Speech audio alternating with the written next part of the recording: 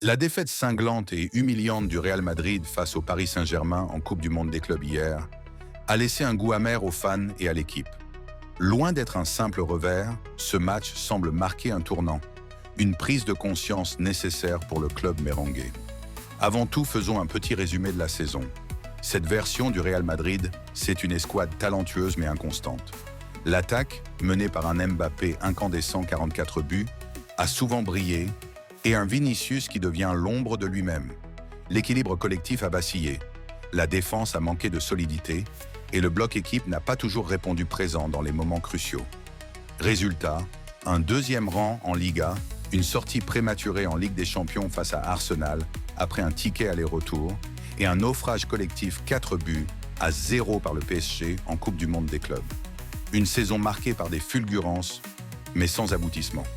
Voyons maintenant les réactions après la rencontre d'hier. Les déclarations post-match de Xabi Alonso, des joueurs et même de leurs adversaires, tracent une feuille de route claire pour un Real Madrid en quête de renouveau après cette saison aussi compliquée. Une claque révélatrice, nous savons où nous en sommes.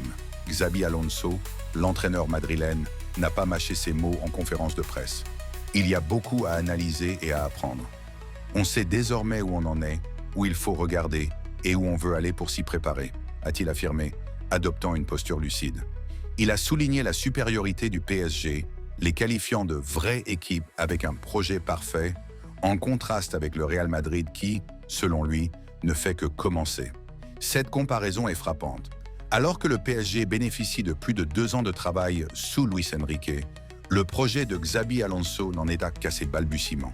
Le début de match catastrophique a eu un impact énorme, avec le Real Madrid encaissant 3 buts avant la pause, le troisième étant un coup de massue psychologique.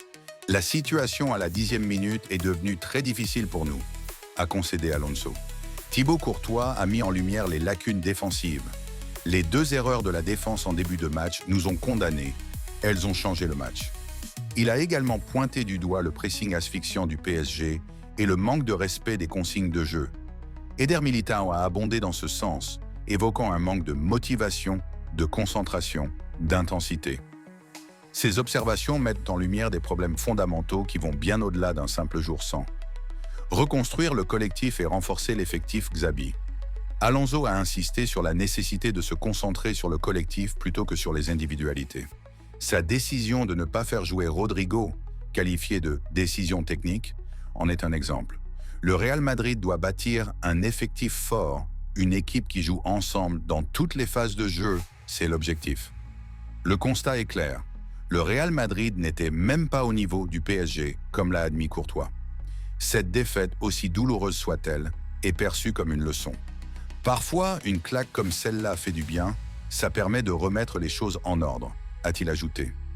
Alonso a affirmé que « nous allons repartir de zéro à partir de maintenant », soulignant que ce match marquait la fin de la saison et non le début de la prochaine. Le fait de n'avoir eu que 3 semaines d'entraînement montre l'ampleur du travail à accomplir. Concernant l'avenir, la porte est ouverte aux recrues. Nous sommes ouverts au fait de renforcer l'effectif. C'est le but, a déclaré Alonso. Cette défaite a mis en évidence la marge de progression de l'équipe. On peut progresser. Il y a une vraie marge de progression. On retient aussi du positif. On repart en tant qu'équipe plus forte, a-t-il conclu avec une note d'optimisme mesurée. L'hommage à une légende et les réflexions du passé.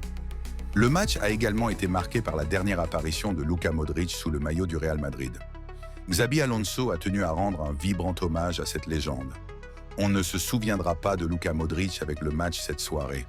On se souviendra de lui avec de nombreuses bonnes actions, pas avec ses 25 minutes. C'est une légende du football, une légende du Real Madrid. Ce fut un honneur de l'entraîner. Même Vitinha du PSG a exprimé son admiration, remerciant Modric pour ses mots et le qualifiant de modèle. L'intervention d'Achraf Hakimi, ancien du Real Madrid, après le match, a ajouté une autre dimension à la réflexion.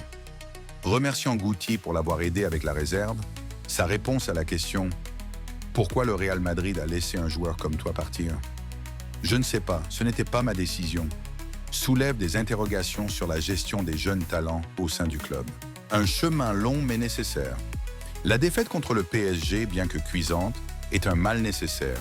Elle met en lumière les aspects à améliorer: la cohésion défensive, la concentration, l'intensité et une meilleure exécution des consignes tactiques. Le Real Madrid est conscient de la tâche qui l'attend. Comme l'a dit Courtois, c'est une défaite difficile, mais une défaite qui doit servir de leçon. On est sur la bonne voie. Une telle défaite est parfois utile pour comprendre qu'il reste encore beaucoup de travail à faire. Le chemin sera long, comme l'a prévenu Alonso. La mauvaise nouvelle est que ce ne sera pas notre dernière défaite. On va perdre à de multiples reprises et on va devoir l'accepter. Nous allons aussi beaucoup gagner. C'est une promesse de montagne russe émotionnelle pour les fans, mais aussi l'assurance que le club est prêt à affronter la réalité. Le Real Madrid a besoin de temps, de patience et de décisions fortes pour retrouver son niveau. Cette défaite, loin d'être une fin en soi, doit être le catalyseur d'une reconstruction profonde et réfléchie.